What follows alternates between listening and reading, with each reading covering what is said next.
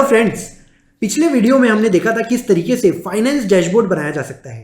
आज की वीडियो में हम देखेंगे किस तरीके से सेल्स डैशबोर्ड बनाया जा सकता है। तो इसको हम इन डेप्थ कवर करने वाले हैं। ये जो डाटा है ये मेरे को भी अभी नया नया मिला है ये डाटा, और इसमें क्या डिज़ाइन करना है, क्या विजुलाइज करना है पावर बीआई में, वो हम पूरा एक लेमन लैंग्वेज में एक फ्रेश किस तरीके से सोचा जा सकता है उस एंगल में, और किस तरीके से डिज़ाइन की जा सकती है वो हम देखने वाले हैं आज। तो हम चलते हैं हमारे डेस्कटॉप पे। तो डेस्कटॉप पे हम जब भी चाहते हैं तो हमें यहाँ पे मिलेगा पावर बीआई का डेस्कटॉप। अब पावर बीआई का डेस्कटॉप अगर ये आपके पास इंस्टॉल किया हुआ नहीं है तो सबसे पहले तो आपको इंस्टॉल कर लेना है, और इंस्टॉल करने के लिए आप पिछला वीडियो है वो देख सकते हैं, फर्स्ट वीडियो जिसमें कि फाइनेंस डैशबोर्ड बताया गया था। वहाँ पे मैंने इंस्टॉलेशन किस तरीके से किया जाए वो भी मैंने डिस्कस किया है, तो आप वो वीडियो जाके देख सकते हैं। इसकी लिंक आई बटन पे और डिस्क्रिप्शन बॉक्स में भी दी हुई है। अब हम चलते हैं आगे इस सेल्स डैशबोर्ड में किस तरीके से हम आगे काम कर सकते हैं। हमें सबसे पहले तो चाहिए डाटा को इंपोर्ट करना है। जो सेल्स का डाटा अभी हमारी टीम को मिला है, जो क्लाइंट से मिला है, वो डाटा को हम किस तरीके से इंपोर्ट करें, सबसे पहले तो हम वो देखते हैं। तो हम यहाँ पे क्लिक करते हैं गेट डाटा पे। तो यहाँ पे हमें डाटा का विंडो ओपन हो जाएगा कि हमें वो कौन से फाइल से पिक करना है डाटा। तो हम यहाँ पे देखने वाले हैं कि हम एक्सेल फाइल से वो डाटा पिक करने वाले हैं। तो एक्सेल फाइल को मैं सिलेक्ट कर लेता हूँ और मैं यहाँ पे करता हूँ कनेक्ट। अब यहाँ पे वो मुझे पूछेगा कि आपका जो डैशबोर्ड की जो फाइल है, सैंपल फाइल है, वो कहाँ है। तो यहाँ पे सैंपल सेल्स से मैं सिलेक्ट कर लेता हूँ यहाँ पे ये जो सैंपल फाइल है ये।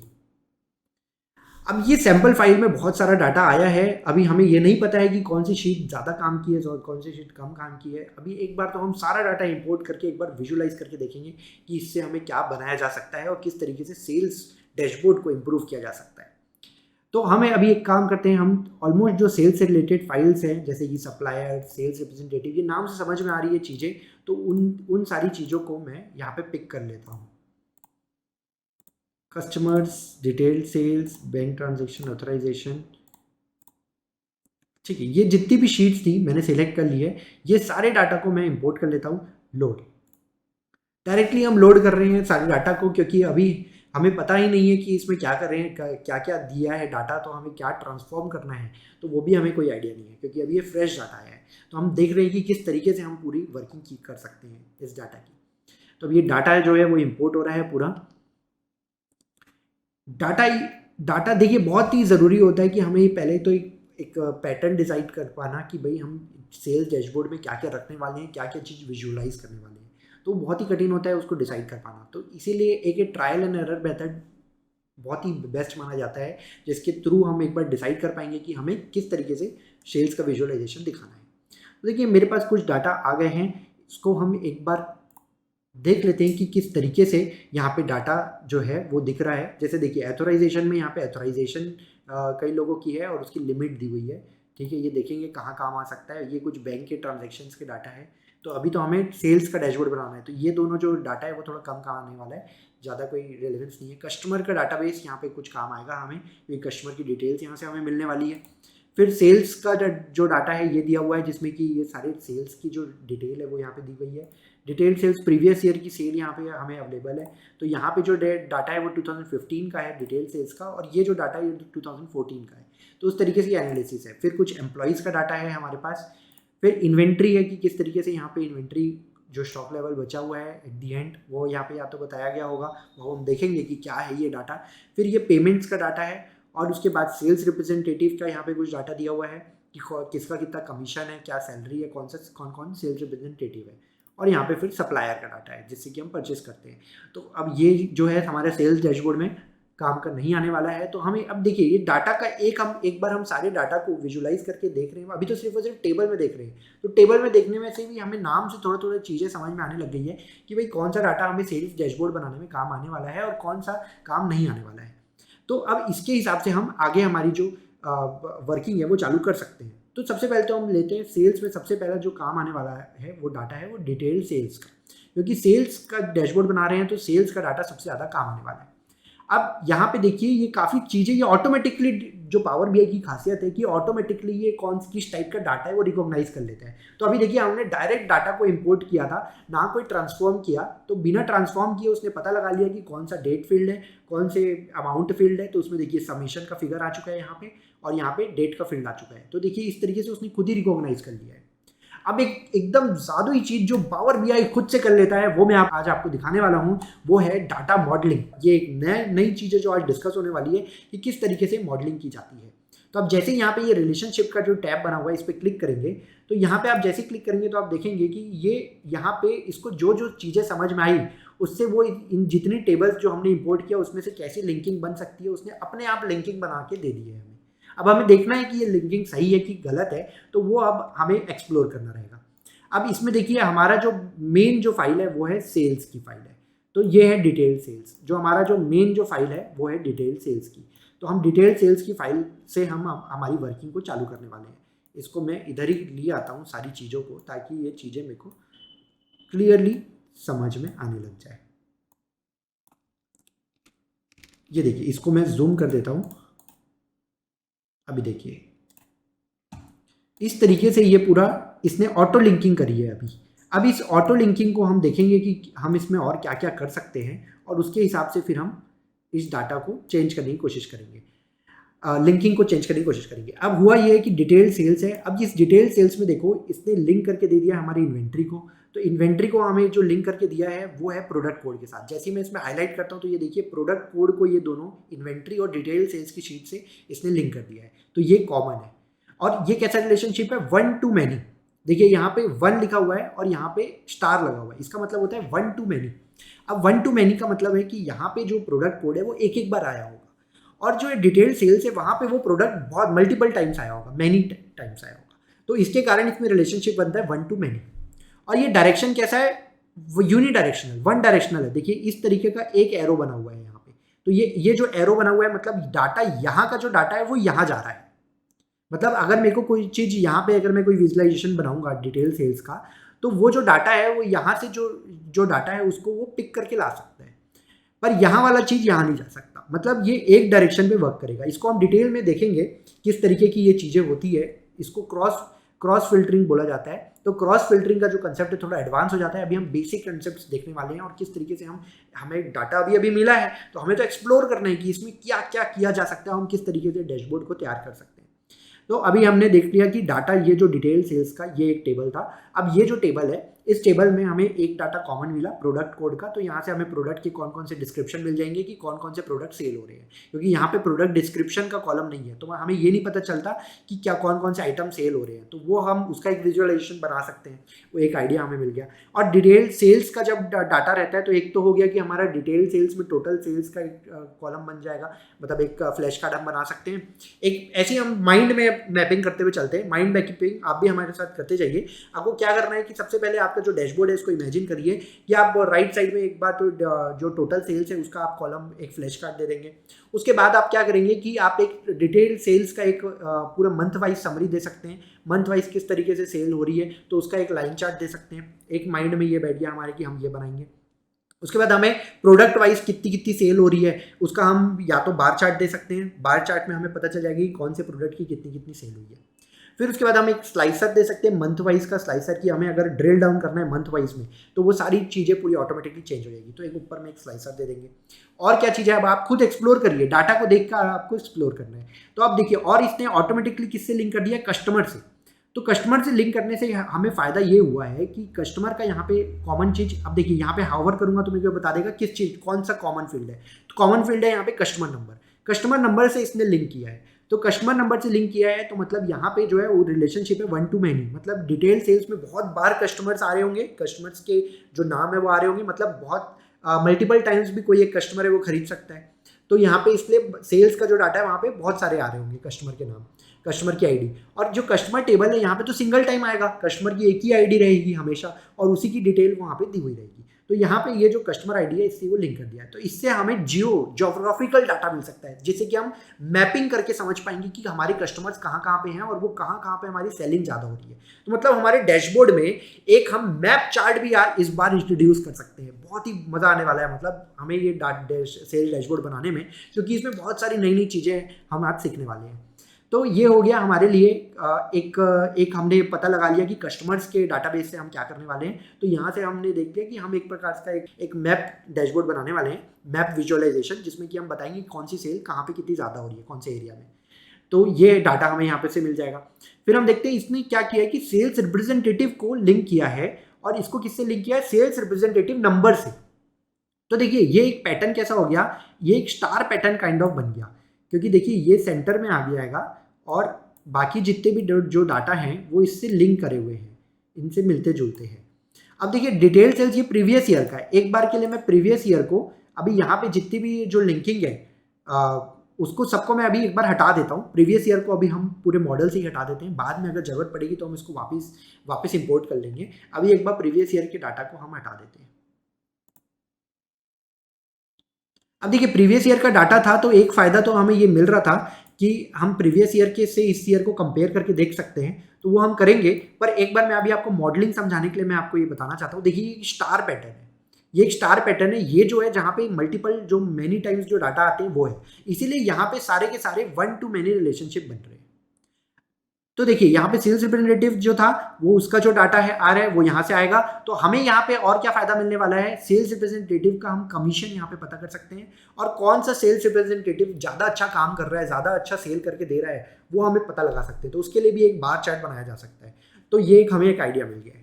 अब हम देख रहे हैं कि जो बैंक का जो पेमेंट अमाउंट है और अथोराइजेशन है ये इससे लिंक है, तो इसका कोई इससे लेना देना नहीं है, तो इसको हम अभी हटा सकते हैं। तो इसको हम मॉडल से डिलीट कर देते हैं, डिलीट फ्रॉम मॉडल, ओके। और एथोराइजेशन जो है इसका भी कोई काम नहीं है, तो इसको हम डिलीट कर देते हैं, डिलीट फ्रॉम मॉडल। तो देखिए अब हमें ऑटोमेटिकली चीज़ें क्लियर होने लग गई है। अब ये बैंक ट्रांजैक्शन है, इसका भी कहीं पे कोई लिंकिंग नहीं आया इस डाटा से, तो इसको भी हम डिलीट कर सकते हैं ये। और एम्प्लॉयज़ का जो डाटा है, तो एम्प्लॉयज़ की डाटा भी इन डाटा सेल्स के डाटा से कुछ लिंक नहीं है, कोई भी चीज़ कॉमन नहीं है यहाँ पे, तो ये भी कुछ लिंक नहीं किया जा सकता, तो इसको भी हम डिलीट कर देते हैं। पहले हमें कुछ भी नहीं पता था, सिर्फ डाटा हमारे पास आया था, और अब हमारे पास बहुत सारी चीज़ें आ चुकी है, और किस तरीके से हम यहाँ पे देखिए ये अब आपका स्टार पैटर्न रेडी हो चुका है कि हम जो वर्किंग करने वाले हैं वो इस तरीके से इन चीज़ों पे हम वर्किंग करने वाले हैं, और इसकी मदद से हम हमारा जो सेल्स डैशबोर्ड है वो हम बनाने वाले हैं। चलिए तो अब हमारा अगर लिंकिंग डाटा मॉडलिंग का काम होता है कंप्लीट करने को, हम और एडवांस मॉडलिंग पे जा सकते हैं, पर आज के लिए हम इतना ही रखते हैं। थोड़ा सा बेसिक से हम चालू करते हैं और एडवांस में हम आगे चल के देखने वाले हैं कि किस तरीके से हम और एडवांसेस में जा सकते हैं। तो ये डाटा जो मॉडलिंग तो हो गया है, अब हम सबसे पहले चलते हैं हमारे रिपोर्ट्स पे, और एक बार हम विजुअलाइजेशन करना चालू करते हैं, क्योंकि एक बार हम चालू करेंगे तो हमें और भी चीज़ें पता चलेंगी कि और क्या चीज़ की हमें ज़रूरत है, तो वो हम फिर उसके बाद पता लगाएंगे। तो अभी तो हम फिलहाल सबसे पहले तो हम डिटेल सेल्स में से एक सबसे पहले हमने डिसाइड किया था कि सबसे पहले टॉप में हम टोटल सेल्स दिखाने वाले हैं। अब इस बार थोड़ा सा हम चेंज करेंगे, हम डायरेक्टली सेल्स के समेशन को यहाँ पे नहीं लेंगे, क्योंकि सेल्स का समेशन को यहाँ लेने से बहुत ज़्यादा डाटा कंप्यूटेशन यूज़ होती है। तो हम एक काम करते हैं, इसका एक मेजर बना लेते हैं, जो हमारा सेल्स रहेगा टोटल सेल्स उसका हम एक मेजर बना लेते हैं। तो अब ये एक नई चीज़ आपको इंट्रोड्यूस होने वाली है, मेजर क्या चीज़ होती है वो अब आज हम देखने वाले हैं। तो मेजर बनाने के लिए मैं एक काम करता हूँ, एक नया टेबल क्रिएट कर लेता हूँ। अब यहाँ पे देखिए फील्ड्स में ये जितने टेबल्स है, अब मेजर क्या है वो बनते जाएंगे, हर एक के अंदर अंदर जाते जाएंगे, तो क्या है फिर एक थोड़ा सा समझना मुश्किल हो जाता है। तो बेस्ट प्रैक्टिस ये रहेगी कि हम एक अलग टेबल बना लें और उसके अंदर सारे मेजर्स को स्टोर करके रखें। अब ये मेजर्स क्या चीज़ होती है वो अब हम आगे देखने वाले हैं। तो सबसे पहला काम हम करते हैं टेबल बनाने का, तो हम चलते हैं नॉर्मल जो हमारा डाटा है, तो डाटा वाले टैब में हमने क्लिक किया और यहाँ पे न्यू टेबल है, तो न्यू टेबल पे क्लिक कर लेते हैं।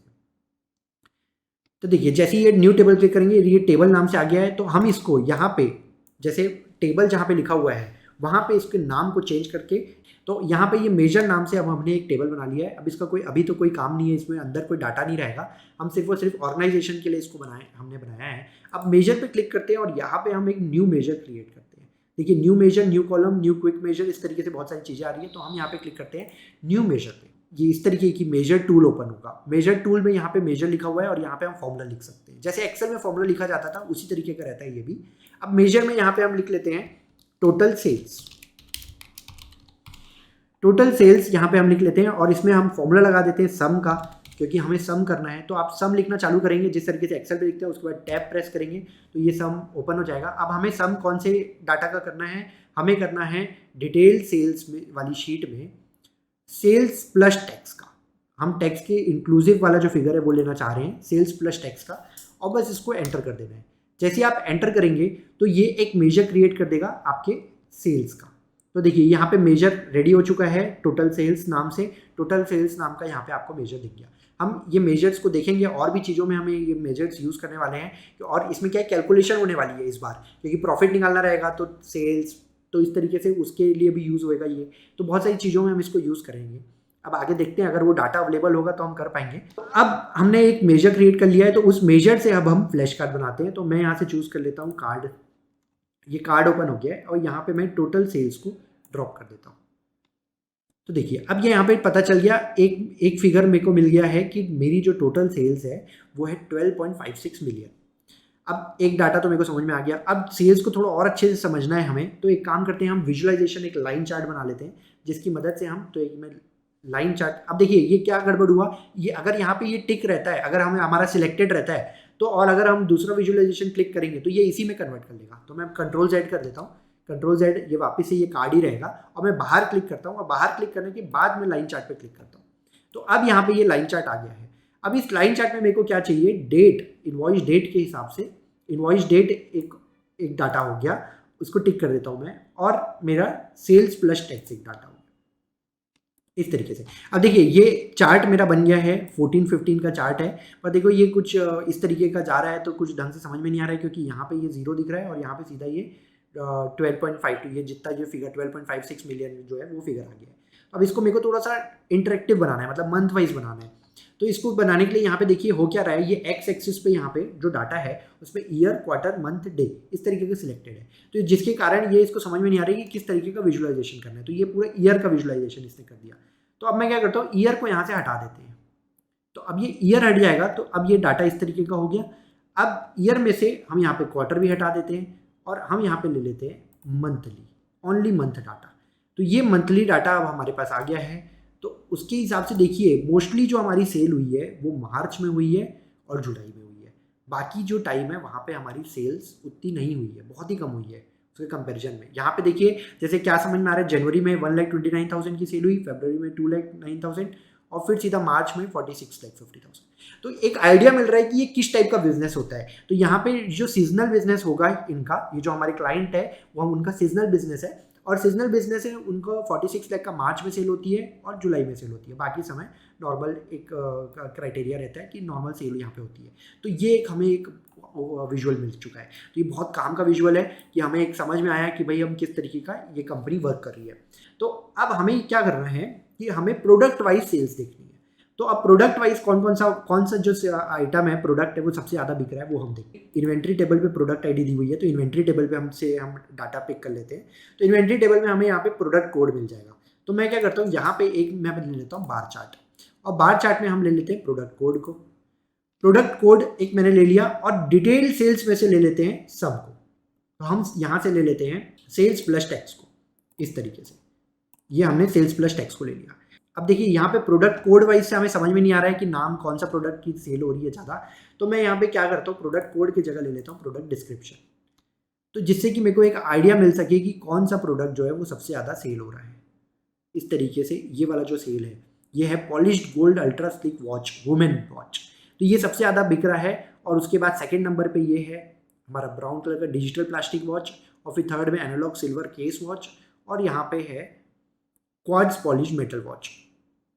तो देखिए अब इससे एक हमें आइडिया मिल गया कि टोटल वॉच का बिजनेस है, और वॉच के बिजनेस में भी ऐसा हो रहा है कि ये तो सीजनल नहीं होना चाहिए, ये तो ईयरली बेसिस पे बिकना चाहिए।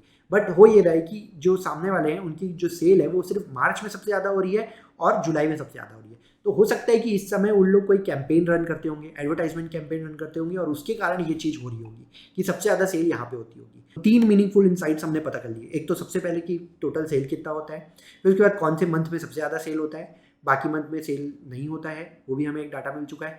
एवरेजली 2 ही मंथ में सबसे ज़्यादा सेल होता है। उसके बाद हमें ये पता चल चुका है कि ये 3 प्रोडक्ट सबसे ज़्यादा चलते हैं, उसमें से सबसे ज़्यादा चलने वाला है polished gold ultra slick watch women वाला। वुमेन वॉच जो है वो यहाँ पे सबसे ज़्यादा चलता है। अब हम आगे और क्या डाटा इससे पता कर सकते हैं वो हम देखते हैं। तो हम वापस चलते हैं विजुअलाइजेशन पे। इस तरीके से हमने देखा था विजुअलाइजेशन पे, इस तरीके का ये जो कोई विजुअलाइजेशन था, तो इसमें हमने इन्वेंट्री शीट की मदद लेके हमने ये पता कर लिया कि कौन सा प्रोडक्ट सबसे ज़्यादा बिकता है, उसके बाद हमने कस्टमर शीट्स की मदद अभी नहीं ली है, जिसको हम मैपिंग पे लेने वाले हैं। और यहाँ पे सेल्स रिप्रेजेंटेटिव, तो सेल्स रिप्रेजेंटेटिव से अब हम पता लगा सकते हैं कि कौन सबसे ज़्यादा सेलिंग करने में हमारी मदद कर रहा है। तो इसके लिए भी हम नॉर्मल बार चार्ट की मदद ले सकते हैं। बार चार्ट में हम ले लेते हैं सेल्स रिप्रेजेंटेटिव को, तो यहाँ से हम पिक कर लेते हैं सेल्स रिप्रेजेंटेटिव को। तो सेल्स रिप्रेजेंटेटिव का फर्स्ट नेम हम यहाँ से पिक कर सकते हैं और सेल्स प्लस टैक्स जो फिगर है वो हम यहाँ से पिक कर लेते हैं। तो देखिए अब यहाँ से हमें सब एक व्यू में समझ में आ चुका है कि ये सबसे ज़्यादा जो सेल है वो कौन करता है। तो देखिए थोड़ा सा मैं इसको जूम करता हूँ तब आपको ये चीज़ें दिखेगी क्या हो रहा है यहाँ पे। ये जो डाटा है ये थोड़ा सा बड़ा हो गया है क्योंकि बहुत सारे सेल्स रिप्रेजेंटेटिव हैं यहाँ पे, इतने सेल्स रिप्रेजेंटेटिव, उसमें से सबसे ज़्यादा सेलिंग ये 2 कर रहे हैं। हाइटा और लिन, ये 2 जो एम्प्लॉय है सेल्स रिप्रेजेंटेटिव है, ये सबसे ज़्यादा सेलिंग पे मदद कर रहे हैं। और थर्ड में हेनरी क्यू, ये मोस्टली हमारी सेल करवा रहे हैं। तो एक बार इसका हम कितनी सेल करा रहे हैं उसके लिए हम यहाँ पे विजुअल पे जाके हम यहाँ पे डाटा लेबल्स को ऑन कर देते हैं। ये डाटा लेबल्स ऑन हो गया है। तो अब हमें और भी चीज़ें, ये 4.4 मिलियन और 4.1 मिलियन और 0.6 मिलियन, और उसके बाद के जितने भी ये 0.3 0.2 मतलब और से कम होते चले जाएंगे। तो मेजर जो हमारी वर्किंग में कर रहे हैं वो ये 3 लोग हैं, हाइटआउट, लिन और हेनरी की। 90% सेल पे हमारी मदद कर रहे हैं। और डाटा जो फ्रेश डाटा से हमने स्टार्ट किया था उसी से हम देखते जा रहे हैं। ये धीरे धीरे एडवांस होगा। अभी तो सिर्फ और सिर्फ हम जो बेसिक्स चीज़ें हैं उसको कवर करते हुए चल रहे हैं। इसमें हम कोई भी कैलकुलेशन इन्वॉल्व नहीं कर रहे हैं। बिना कैलकुलेशन के हम यहाँ पे काफ़ी चीज़ें पता कर सकते हैं। तो वो हम देख रहे हैं कि हम क्या क्या इंसाइट यहाँ पे ले सकते हैं। अब ये चीज़ें तो हो गई है, हमें काफ़ी डाटा मिल गया है और ये जो जगह है थोड़ी कम पड़ने लग गई है। तो हम एक काम करते हैं, यहाँ पे हम मंथली स्लाइसर तो लाने वाले थे बट अभी इसको हम बाद में डिज़ाइनिंग करेंगे। अभी सिर्फ हम ध्यान देते हैं कि और क्या क्या चीज़ हम कर सकते हैं। तो नेक्स्ट हम चलते हैं। अब कस्टमर डाटा का कुछ हमने यूज़ नहीं लिया है, एक बार अब कस्टमर डाटा से हम देख लेते हैं कि कस्टमर डाटा से हम क्या क्या कर सकते हैं। तो हम यहाँ पे ले लेते हैं डिटेल सेल्स को लेने पहले यहाँ पे हम कस्टमर का फर्स्ट नेम ले लेते हैं। कस्टमर के फर्स्ट नेम लेने के बाद हम यहाँ पे ले लेते हैं सेल्स प्लस टैक्स को। तो अब हम इससे ये पता लगा सकते हैं कि सबसे ज़्यादा जो सेलिंग है वो कौन से कस्टमर को हो रही है। तो देखिए सबसे ज़्यादा सेल होती है यहाँ पे, जो हमारा कस्टमर है, टॉप कस्टमर है, वो है ऑस्कर एंड मरियम। 42 लाख का यहाँ पे परचेज है, 40 लाख का यहाँ पे परचेज है। मतलब ये हो सकता है ये हमारा ये जो ऑर्गेनाइजेशन है ये होलसेल का काम करती होगी और होलसेल में ये जो पूरा जो बल्क है या तो मैन्युफैक्चरिंग का काम करती होगी और मैन्युफैक्चर करने के बाद ये जो 2 इनके बल्क में जो कस्टमर है ऑस्कर और मरियम, इनको सेल कर देती है और फिर वो वहाँ पे आगे सेल करते होंगे। ऐसा हम विजुलाइज करके सोच के चल रहे हैं कि ऐसा कुछ होता होगा ऑर्गेनाइजेशन के। वो तो हमें धीरे धीरे समझ में आएगा जैसे जैसे हम आगे बढ़ के सेल्स को एनालाइज करते जाएंगे, बहुत सारी चीज़ें इंसाइट्स निकल के आते जाएगी। ऑस्कर और मरियम का ये जो सेलिंग है वो कितनी की हो रही है वो भी हम एक बार देख लेते हैं। तो उसके लिए हम विजुलाइज में जाते हैं और डाटा लेवल्स को ऑन कर देते हैं। तो देखिए 4.3 मिलियन और 4.1 मिलियन तो ये दोनों ही परचेस कर ले रहे हैं। तो हमारे सबसे बड़े कस्टमर है ये ऑस्कर और मरियम। यहाँ पे हमने कस्टमर टेबल से ये तो एक डाटा पिक कर लिया। अब कस्टमर की जो लोकेशन है वो भी हम पता लगा लेते हैं कि वैसे तो ये हमें साफ पता चल रहा है कि ये दोनों ही सबसे ज़्यादा कर रहे हैं और बाकी लोग बहुत कम। फिर भी हम एक आइडिया लेने की कोशिश करते हैं कि भाई ये जो डाटा है और कहाँ पे यूज़ हो रहा है। तो हम यहाँ पे ले लेते हैं मैप व्यू, एक ये मैप व्यू ले लेते हैं और इस मैप पे हम डाटा लेते हैं। यहाँ पे कंट्री का डाटा है, कस्टमर नंबर, और तो हम यहाँ पे कंट्री पिक कर सकते हैं। तो कंट्री हम ले लेते हैं यहाँ से और यहाँ से हम पिक कर लेते हैं सेल्स प्लस टैक्स को। तो देखिए अब ये जो हमें कंप्लीट वर्किंग तैयार होके मिल गई है कि सेल आखिर हो कहाँ पे रही है। तो देखिए जो टोटल सेल हो रही है वो ज़्यादातर सेल तो हमारी जो सेल है, इसको मैं जूम कर लेता हूँ ताकि आपको दिखे प्रॉपर तरीके से। देखिए जो मैक्सिको में बहुत ज़्यादा सेल हो रही है, मैक्सिको पे ये जो सेल हो रही है। उसके बाद यहाँ पे ये यूनाइटेड स्टेट्स में एक है, बाकी सब जगह भी छोटा छोटा सेल है। यहाँ पे जो दिख रहा है हमें डॉट्स, यहाँ पे सेल हो रही है। वैसे तो देखिए मतलब पूरी कंट्री में डील हो रहा है। यहाँ पे यूके में भी काफ़ी कुछ सेल है स्मॉल लिमिट पे, पर सबसे ज़्यादा सेल जो है ये यूएई में हो रही है। और हमने देखा था यूएई और यहाँ पे हमने सबसे ज़्यादा देखा था मैक्सिको में। तो मैक्सिको, उसके बाद हम यहाँ पे देख रहे हैं कि यूएई में बहुत ज़्यादा सेल हो रही है।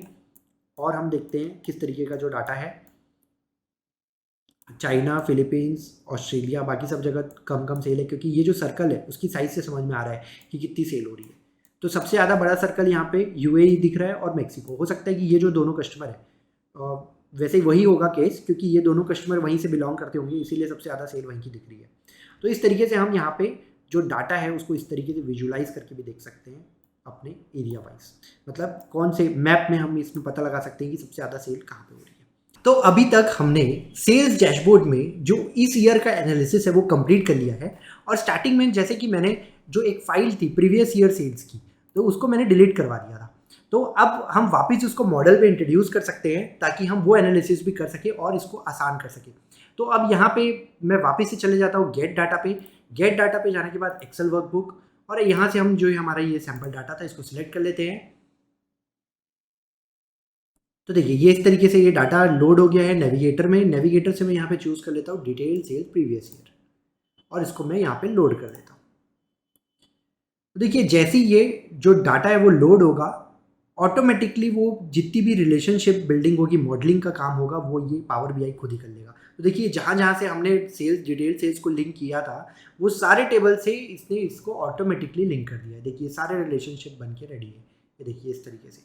तो ये पिछले साल का डाटा हमारे पास आ गया है।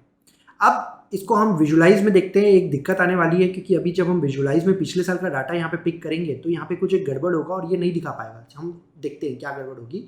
हम यहाँ पे पिक कर लेते हैं प्रीवियस ईयर का सेल्स डाटा, और प्रीवियस ईयर सेल्स के इसको हम सिलेक्ट कर लेते हैं ये वाले लाइन चार्ट को, और यहाँ पे मैं previous year sales plus text को पुट करने की कोशिश करता हूँ। देखिए यहाँ पे ये इसको डेट रिकॉग्नाइज नहीं कर पा रहा है, सीधा सीधा इसको ये ऑटोमेटिकली ये जो डाटा है वो यहाँ पे एक सिंगल लाइन में ये चीज़ दिखा रहा है। तो यहाँ पे कुछ गड़बड़ हो रहा है जिसके कारण ये हमें डाटा दिख नहीं पा रहा है। तो अब इसको हम कैसे ठीक करें? तो अब गड़बड़ क्या है वो समझने की कोशिश करिए। इसका डेट और इसका डेट ये अलग अलग है। हमने इसके डेट को यहाँ पे इंपोर्ट किया था इस इस विजुअलाइजेशन पे, तो इसके डेट को ये नहीं पिक कर पा रहा है। तो इसको एक तरीका हो सकता है कि जिसकी मदद से हम इसको ठीक कर सकते हैं। वो क्या तरीका है वो हम देखने वाले हैं। इसको हम वापस से ठीक कर लेते हैं। ये मंथ पे, ये मंथली जो हमारा डाटा था, मंथली डाटा है। अब यहाँ पे ये गड़बड़ हो रहा है कि ये सेल्स पिछले साल का नहीं दिखा पा रहा है। तो हम इसको डिलीट कर देते हैं वापस, और इसको हमें ठीक करने के लिए ये जो सेल्स का डाटा है इसको इस शीट में लाके मर्ज इसको अपेंड करना पड़ेगा, आपस में जोड़ना पड़ता। तो अगर हमें ये डाटा इसके साथ अगर जोड़ना है तो इसको कैसे कर सकते हैं हम? इसके लिए हमें सीखना पड़ेगा, पावर क्वेरी में जाना पड़ेगा। तो पावर क्वेरी का काम में हम चलते हैं। पावर क्वेरी में जाने के लिए आप होम टैब पे क्लिक कर सकते हैं। होम टैब पे ट्रांसफॉर्म डाटा, जैसे ही आप ट्रांसफॉर्म डाटा पे क्लिक करेंगे इस तरीके से ये पावर क्वेरी एडिटर ओपन हो जाएगा। यहाँ पे आपको सिलेक्ट करना है डिटेल सेल्स। तो इस टेबल में हम प्रीवियस ईयर के सेल्स को नीचे ऐड करना चाहते हैं। तो इसको ऐड किस तरीके से कर सकते हैं हम चलते हैं यहाँ पे, आपको होम टैब पे दिखेगा अपेंड क्वेरीज। ये जो अपेंड क्वेरीज है इस पर आपको क्लिक करना है, अपेंड क्वेरी। अब इस अपेंड क्वेरी में ये पूछेगा कि कौन कौन से टेबल, तो 3 और मोर टेबल को सिलेक्ट कर लेते हैं क्योंकि यहाँ पे विंडो अच्छे से प्रोवाइड करता है जिसमें कि हम कौन कौन से टेबल को अपेंड करना है वो हम बता सकते हैं। तो इस टेबल पे हम ले आते हैं, प्रीवियस ईयर्स को ऐड कर देते हैं। इस तरीके से ये दोनों टेबल आ चुके हैं और इसको हम ओके करते हैं। जैसे ही हम ये काम करेंगे तो इसमें ये जो डाटा है इसमें 2015 के बाद यहाँ पे 2014 भी ऐड हो जाएगा। अगर हम देखिए इस तरीके से 14 भी डाटा ऐड हो चुका है। तो एक पिछले साल का डाटा भी अब इसी शीट में आके अपेंड होके हमें एक साथ ये पूरा डाटा दिख रहा है। देखिए दो अलग अलग चीज़ें। मर्ज का मतलब होता है कि अगर हमें दो जो शीट्स है उसमें सेम टाइप के डाटा पर एक कुछ कॉमन डाटा है जिसके हिसाब से हमें उन चीज़ों को मर्ज करना है, कॉलम्स को मर्ज करना है। तो उसके लिए यहाँ पे मर्ज क्वेरी यूज़ होता है। यहाँ पे हमें अपेंड करना था तो हमने उस डाटा पे प्रीवियस ईयर डाटा को इस साल के डाटा से जोड़ दिया। तो अब ये दोनों डाटा एक ही शीट पे आ चुका है। तो अब जो वो डेट वाली जो दिक्कत थी वो नहीं आएगी। हम सीधा अब चलते हैं क्लोज एंड अप्लाई पे क्लिक कर देते हैं। जैसे हम ये करेंगे तो अब ये जो शीट है इसमें ऑटोमेटिकली जो हमारा जो सेल्स है वो बढ़ चुका है। तो देखिए हर जगह देखिए ये सेल्स बढ़ जाएगा। अब ये जो जितने भी चीज़ें हैं ये सब में 2 साल का डाटा आ गया है। तो अब इसको हमें क्या करना पड़ेगा, स्लाइसर लगा के 1 साल का अगर कन्वर्ट करना है तो स्लाइसर लगाना पड़ेगा। तब ये हर जगह स्लाइसर से 1 साल के डाटा में कन्वर्ट होगा, 1 ईयर डाटा। और यहाँ पे भी जो ये जो चार्ट है अब इसमें हम क्या करते हैं कि इसमें दोनों साल के डाटा आने के कारण देखिए और सेल बढ़ चुकी है और ये दोनों मर्ज होकर मंथली सेल्स दिख रही है। तो हम इसको ईयर वाइज करने के लिए ये जो इनवॉइस डेट है इसको हम डाल सकते हैं लीजेंड में। लीजेंड के फील्ड में अगर हम जैसे इसको ऐड करते हैं तो लीजेंड में ऐड करने से क्या होगा, अब लीजेंड में देखिए इसमें कुछ सेटिंग चेंज करनी पड़ेगी। इनवॉइस डेट की जगह हम इसको हायरार्की यूज़ करेंगे और हायरार्की में हम यहाँ पे ईयर लेके चल रहे हैं। हायरार्की में हम ईयर चूज करेंगे तो देखिए अब यहाँ पे क्या हो रहा है, अब ये 2 लाइन आ गई है। तो देखिए ये जो डाटा है जो ब्लू लाइन वाली है वो 2014 का डाटा है, 2015 वाली इस साल का डाटा है। तो इससे हमें ये समझ में आ रहा है कि पिछले साल जो सेल थी वो इतनी स्पाइक नहीं हुई थी, इस साल कुछ ज़्यादा स्पाइक हुई है इन दोनों इन दोनों मंथ में, एक मार्च मंथ में और एक जुलाई मंथ में। पर पिछले साल भी थोड़ी सी ज़्यादा थी कंपैरेटिवली अगर हम देखें, और जितने भी मंथ है बाकी सब में एक समान चल रहा है। यहाँ पे थोड़ी सी और पिछले साल ज़्यादा जितनी थी बाकी कंपैरिजन में बढ़ी थी, बड़ी इस साल कुछ ज़्यादा ही बढ़ जा रही है। और यहाँ पे पिछले साल कुछ सेल हमारी मई में भी बढ़ी थी, पर वो इस बार नहीं बढ़ी, फ्लैट रहा। और यहाँ पे जुलाई में भी पिछले साल सेल बढ़ी थी और इस साल कुछ ज़्यादा ही बढ़ गई। तो ये एक फिगर हमें मिल रहा है। अब बहुत सारी चीज़ें इसमें हो सकती है, कंपैरेटिव एनालिसिस हो सकती है, रेशो वाइज, यहाँ पे परसेंटेज वाइज भी हम करके देख सकते हैं। बहुत सारी चीज़ें हम डिटेल कवर करेंगे आगे चल के। अभी के लिए हम यहाँ पे देखते हैं कि किस तरीके से हम दो जो ईयर के डाटा थे उसको हम किस तरीके से कंपेयर कर सकते हैं। तो ये थोड़ा सा टिपिकल था, यहाँ पे टेक्निकल चीज़ें हमने यूज़ करी। पहले पावर क्वेरी में जाके हमने दोनों डाटा को मर्ज किया। यहाँ पे मर्ज शब्द नहीं बोल सकते हम, यहाँ पे हमने अपेंड किया बोलेंगे, क्योंकि हमने दूसरे टेबल को फर्स्ट टेबल पे जोड़ दिया, तो अपेंड किया। तो ये इस तरीके से अपेंड करने से हमारे एक डेट कॉलम मिल गया और उसकी मदद से हम यहाँ पे विजुअलाइजेशन को बहुत अच्छे तरीके से विजुअलाइज कर पा रहे हैं। अब यहाँ से पर एक जो दिक्कत हुई है ये हुई है कि इससे हर जगह का जो डाटा है वो पिछले साल और इस साल का दोनों डाटा दिखा रहा है। तो अब इसको अगर हमें ठीक करना है तो अब हमें क्या यूज़ करना पड़ेगा, ज़रूर अगर आपने पहला वीडियो देखा है तो आप खुद ही बता पाएंगे कि क्या करना पड़ेगा, स्लाइसर का यूज़। तो हम अब यहाँ पे नया आउटसाइड कोई भी एरिया पे क्लिक कर देते हैं ताकि इस पर चेंजेस विजुअलाइजेशन ना आए। और मैं यहाँ पे एक लेता हूँ स्लाइसर। ये इस तरीके से एक स्लाइसर आ गया है। अब ये स्लाइसर के लिए थोड़ी सी जगह बना लेते हैं। ये वाला जो विजुअलाइजेशन है इसको हम छोटा कर देते हैं और यहाँ पे स्लाइसर रख लेते हैं। अब देखिए ये जो स्लाइसर है, अब यहाँ पे हम क्या करेंगे, डेट को हम ले लेते हैं। डेट जो कॉलम है ये इस तरीके से हम, ये डिटेल सेल्स का जो डेट कॉलम है इसको हम स्लाइसर पे ले लेते हैं। अब ये इस तरीके से दिखाता है टाइमलाइन टाइप का, तो इसको हम थोड़ा ठीक कर लेते हैं। इसको हम ले लेते हैं डेट हायरार्की में, ये ईयर वाइज आ गया। स्लाइसर आने से अब ये होगा कि हम 2 साल के डाटा को हम इसमें स्लाइसर की मदद से कम ज़्यादा कर सकते हैं। तो अब ये देखिए, अब यहाँ पे ये स्लाइसर आ चुका है और अगर मैं यहाँ पे 2014 सिलेक्ट करता हूँ तो देखिए अब मेरे पास सिर्फ और सिर्फ 2014 की सेल्स आ रही है, टोटल सेल्स, और उस समय कौन सा प्रोडक्ट सबसे ज़्यादा बिक रहा था वो यहाँ पे डिटेल आ गई है। तो देखिए पिछले साल ये डिजिटल प्लास्टिक वॉच सबसे ज़्यादा बिक रहा था, पर अगर हम जैसे ही 2015 में जाते हैं तो देखिए ये अब सबसे ज़्यादा बिक रहा है। तो 2014 और 15 में काफ़ी कुछ चेंजेस आ गए हैं जो कंपनी में। उसके बाद देखिए 2014 में यहाँ पे जो रिप्रेजेंटेटिव जो सेलिंग कर रहे थे वो नैन्सी सबसे ज़्यादा कर रही थी, फिर जॉर्जिया, इन लोग सबसे ज़्यादा कर रहे थे। बट जो 2015 में ये पूरा गेम चेंज हो चुका है। तो ये इस तरीके से डाटा हमारे पास आ रहा है। अब यहाँ पे एक दिक्कत आ रही है कि जो सेकेंड पेज है, यहाँ पे जो डाटा है, यहाँ पे वो डाटा चेंज नहीं हो रहा है, क्योंकि यहाँ पे जो चीज़ें हैं वो यहाँ पे मिल के एक साथ ही पूरा टोटल दिखा रही है। तो वो स्लाइसर अगर यहाँ पे भी काम करे, अगर हम ऐसा चाहते हैं तो हम स्लाइसर पे क्लिक करते हैं और यहाँ पे हमें चलना है व्यू टैब पे, हमें मिलेगा सिंक स्लाइसर। तो इस सिंक स्लाइसर पे क्लिक करेंगे तो देखिए यहाँ पे जो फर्स्ट पेज पे स्लाइसर है, सेकंड में नहीं है, तो इसको हम सेकंड पेज पे भी ले आते हैं और इस तरीके से हम इसको लिंक कर देते हैं। तो हम जैसे ही ये करेंगे, लिंक का जो काम है जैसे ही हम कंप्लीट करेंगे तो हम देखेंगे कि ये जो स्लाइसर है ये हमारे सेकंड पेज पे भी आ जाएगा। ये इस तरीके से सेकंड पेज पे भी वो स्लाइसर आ चुका है और देखिए ये सेकंड पेज पे भी काम कर रहा है। तो सेकंड पेज में भी जो कस्टमर्स जो थे वो देखिए अलग अलग लोकेशन पे अलग अलग कस्टमर्स हमारे अवेलेबल थे, जिसमें कि बहुत सारा सेल होता था। पर जो नेक्स्ट ईयर 2015 आया वहाँ पे सिर्फ ये 2 बड़े कस्टमर रह गए, बाकी सब ये छोटे कस्टमर बन चुके हैं। तो इस तरीके की ये जो एनालिसिस है वो हम कर पा रहे हैं, ईयर वाइज एनालिसिस। तो यहाँ पे हम अगर हम इसको वापस पूरे साल का, दोनों साल का एक साथ दिखाना चाहते हैं तो ये दोनों साल का एक साथ दिखा सकते हैं। तो इस तरीके से ये चीज़ें काम करती है। ये हमने एक बेसिक अंडरस्टैंडिंग ली किस तरीके से सेल्स का डैशबोर्ड बनाया जा सकता है। एकदम बेसिक स्टेप से, लेमैन लैंग्वेज से हमने सीखने की कोशिश करी कि कैसे हम चीज़ों को सोचें, क्या क्या हम डाटा को एनालाइज करने के लिए पिक करें, कैसे मॉडलिंग करें, कैसे पावर क्वेरी का यूज़ करें, कैसे विजुअलाइजेशन यूज़ करें, कैसे स्लाइसर लगाएं। बहुत सारी चीज़ें हमने इसमें कंसिडर करी।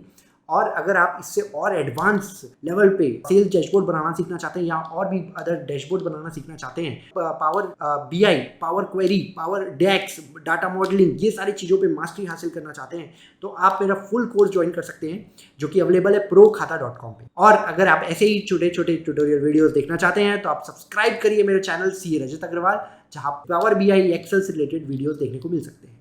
Thank you so much.